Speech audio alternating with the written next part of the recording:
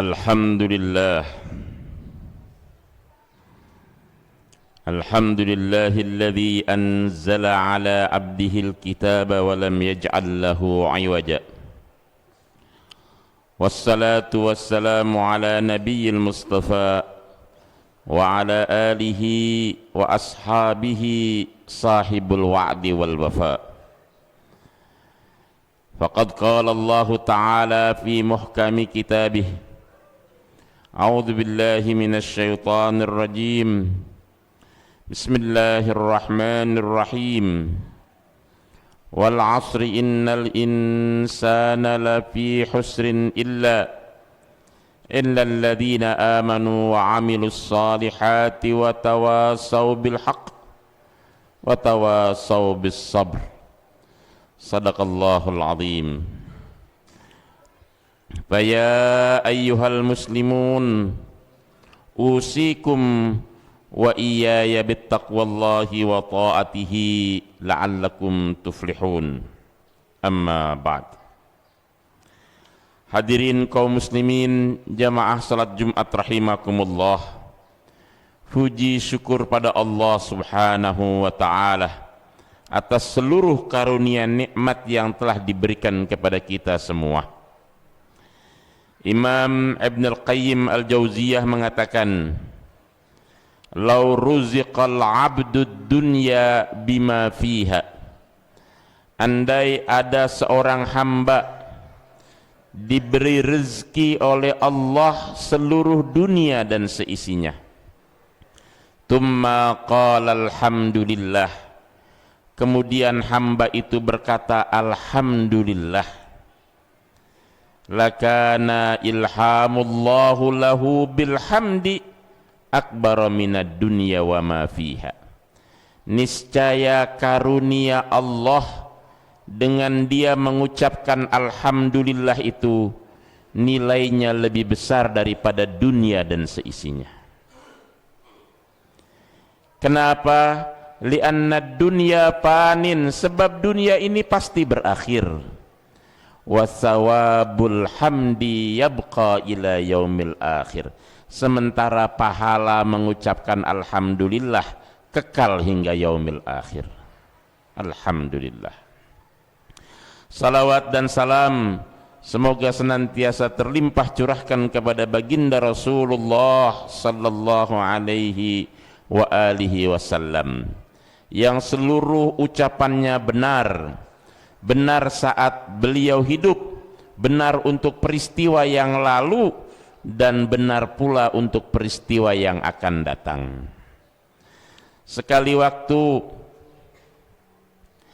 ada sahabat yang kata Nabi sallallahu alaihi wasallam, "Sataktuluka fi'atun baghiyah." Nanti engkau ini meninggalnya, kata Nabi sallallahu alaihi wasallam, dalam keadaan terbunuh, dan yang membunuhmu adalah kelompok yang memberontak. Qadar Allah, kemudian sahabat ini meninggal saat perang ketika dia berada dalam rombongan Ali bin Abi Thalib rahimahullah. Ketika Abu Dzar Al-Ghifari menjelang akhir hidupnya, dia mengungsi, banyak tinggal di gurun pasir. Kemudian saat akhir hidupnya itu,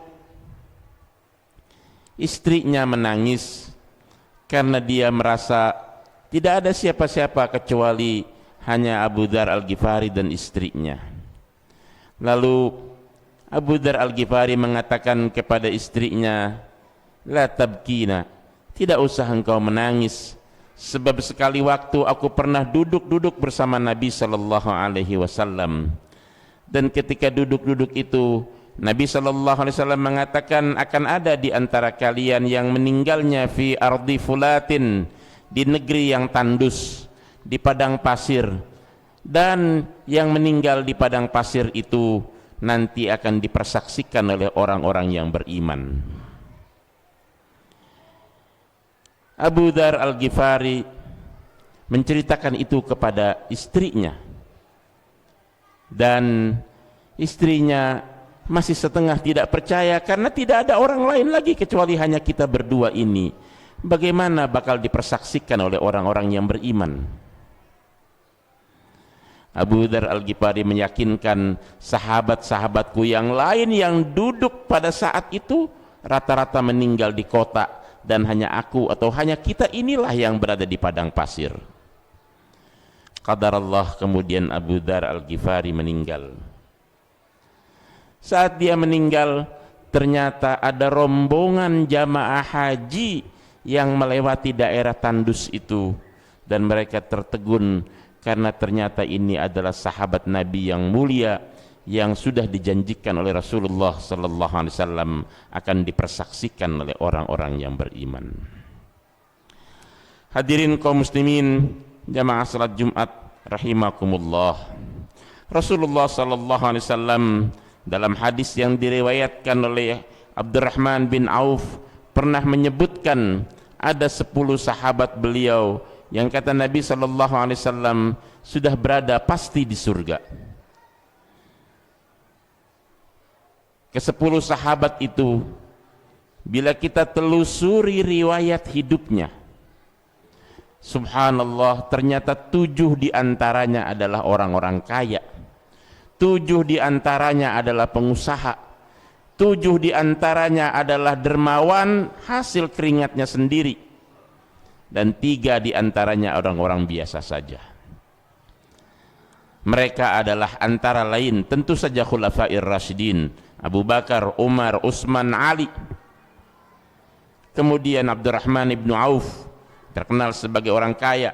Kemudian ada lagi Talhah bin Ubaidillah, juga dikenal sebagai orang kaya. Kemudian ada lagi Abu Ubaidah Al-Jarrah, juga dikenal sebagai orang kaya.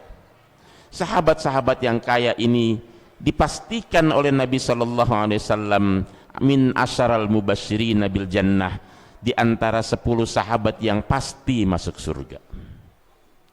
Hadirin kaum muslimin jamaah salat Jumat rahimakumullah, kekayaan bagi mereka hanya sebatas di tangan saja. Maka kata Imam Ibn Al-Qayyim Al-Jauziyah lagi, bukanlah suatu hal yang disebut sebagai zuhud, laisa zuhud, bukanlah suatu zuhud antatruka dunya min yadika wa hiya fi qalbika. Bukanlah dibilang zuhud itu adalah engkau tinggalkan dunia dari tanganmu, tapi setiap hari kau pikirkan di hatimu. Wa innamaz zuhud, dan sesungguhnya zuhud adalah antatruka dunya min qalbika wa hiya fi yadika, tapi kau tinggalkan dunia dari hatimu walaupun dunia itu berada dalam genggamanmu. Itulah para sahabat yang dimanifestasikan dalam riwayat hidup mereka. Abu Bakar As-Siddiq radhiyallahu an misalnya, setelah Rasulullah sallallahu alaihi wasallam wafat, Abu Bakar menggantikan beliau. Hanya kurang lebih 2 tahun Abu Bakar memimpin sebagai khalifah.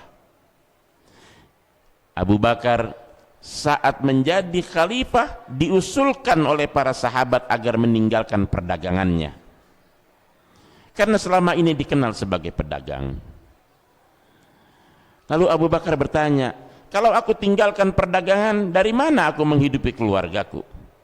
Ambillah, kata para sahabat, dari baitil mu'min atau dari baitil mal, sehingga tercukupi semua kehidupanmu. Di ujung akhir hidupnya, Abu Bakar radhiyallahu an sering membaca surah Qaf.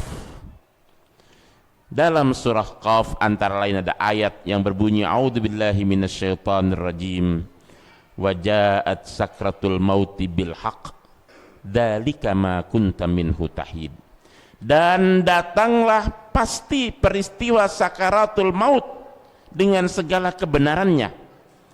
Dzalika ma kunta minhu tahid, itulah peristiwa yang kalian berupaya lari darinya, wahai orang-orang kafir.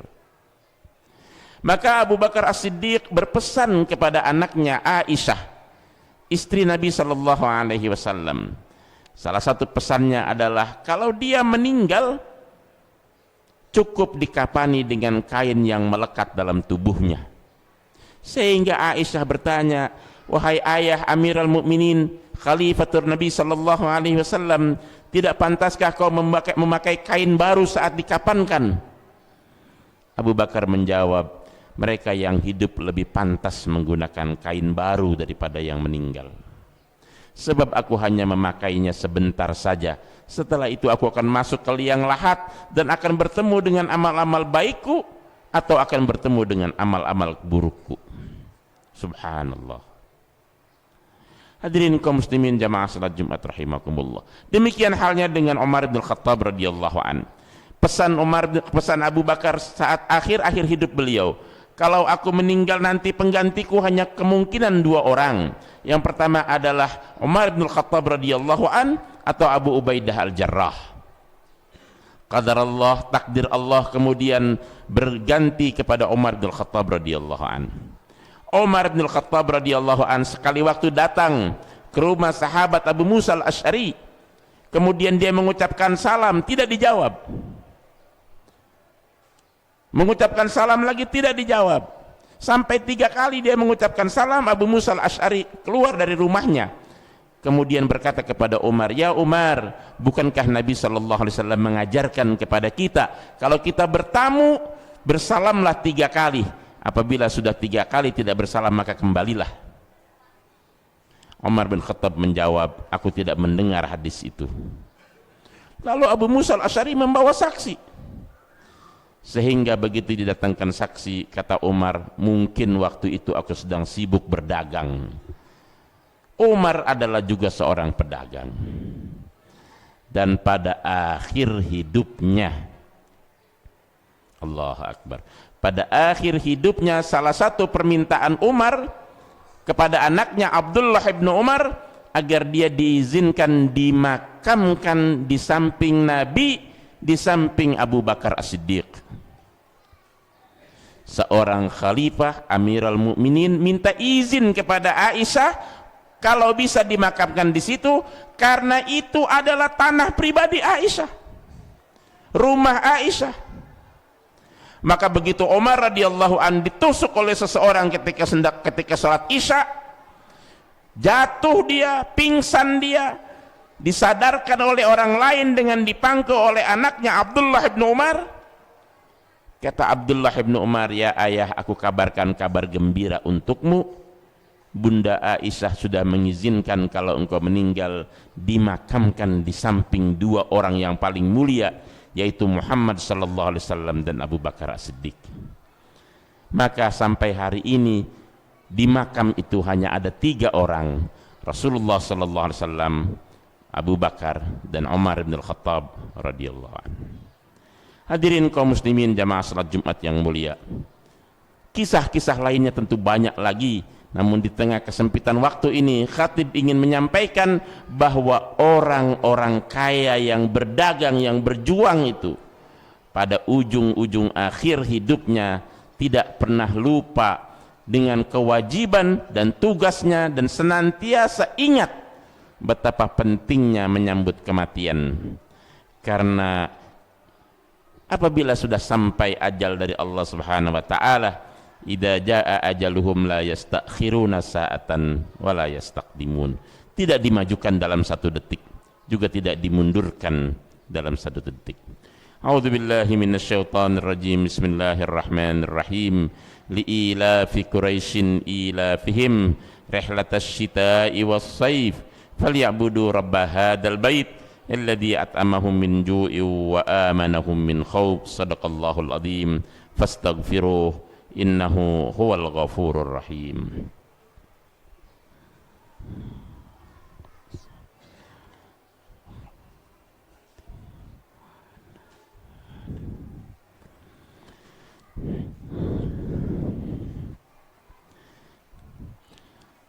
Alhamdulillah, alhamdulillahi hamdan katsiran kama amar, wa ashhadu an la ilaha illallah wahdahu la syarika lah, wa ashhadu anna Muhammadan sayyidil khalaiqi wal bashar. Allahumma salli wa sallim ala habibina al-mukhtar wa ala alihi wa ashabihi al-abrar. Fa ya ayyuhal muslimun usikum wa iyaya bittaqwallahi wa ta'atihi la'allakum turhamun, amma ba'd. Hadirin rahimakumullah, demikianlah kemudian yang terjadi pada Utsman ibnu Affan radhiyallahu an.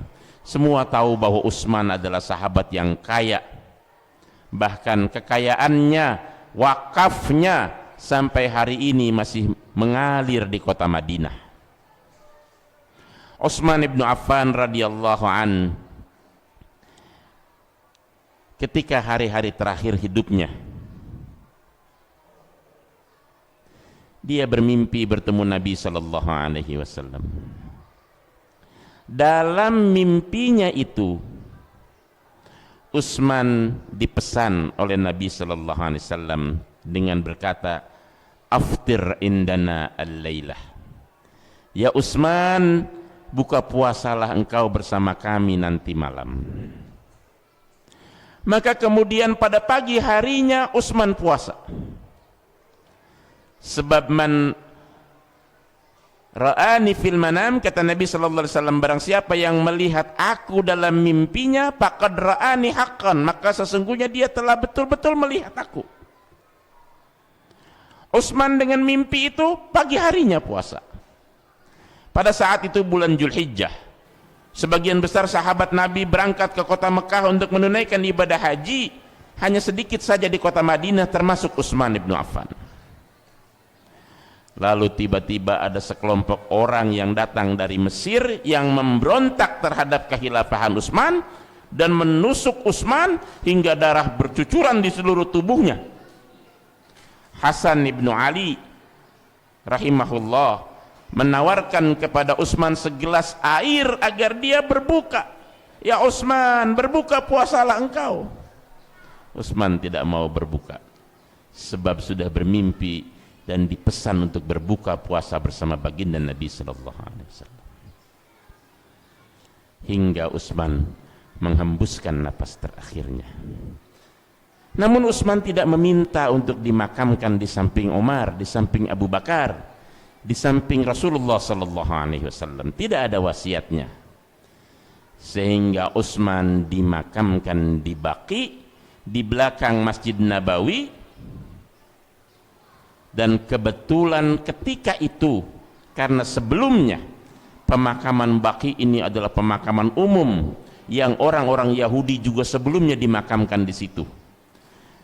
Makam Utsman berdampingan dengan makam seorang Yahudi. Maka sejak itulah kemudian para sahabat mengatakan tidak boleh lagi ada Yahudi dimakamkan di sini, karena Yahudi sudah berkali-kali mengkhianati perjanjian dengan umat Islam. Hadirin rahimakumullah, demikian halnya dengan Ali bin Abi Thalib yang memindahkan kota Madinah atau ibu kota Madinah ke Kufah. Beliau kurang lebih hanya 3-4 tahun berada di kota baru, kota Kufah, kemudian meninggal di sana. Intinya adalah para sahabat ini yang dijanjikan oleh Nabi sallallahu alaihi wasallam pasti masuk surga, hidup mereka mulia, saat muda mereka bekerja keras, saat tua mereka betul-betul membaktikan waktunya untuk kemaslahatan umat, dan saat menghembuskan napas terakhir dalam kondisi husnul khatimah insyaallah. Allahumma ighfir lil muslimina wal muslimat wal mu'minina wal mu'minat al ahya'i minhum wal amwat, al ahya'i minhum wal amwat, al ahya'i minhum wal amwat. Allahumma inna nas'aluka salamatan fid dini wad dunya wal akhirah wa afiyatan fil jasadi wa ziyadatan fil ilmi wa barakatan fil rizqi wa taubatan qabla al maut wa rahmatan inda al maut wa maghfiratan ba'da al maut. Allahumma hawwin alaina fi sakaratil maut wan najata minan nar wal afwa indal hisab. Allahumma ansur ikhwanana al-mujahidina fi Palestin. Allahumma sabbit aqdamahum wa sabbit ramyanahum wa wassi arzaqahum birahmatika ya arhamar rahimin. Allahumma ighfir lana dunubana wa liwalidayna warhamhuma kama rabbayana shighara. Rabbana hab lana min azwajina wa dhurriyyatina qurrata a'yun waj'alna lil muttaqina imama. Rabbana atina fid dunya hasanah wa fil akhirati hasanah wa qina adzabannar. Walhamdulillahi rabbil alamin.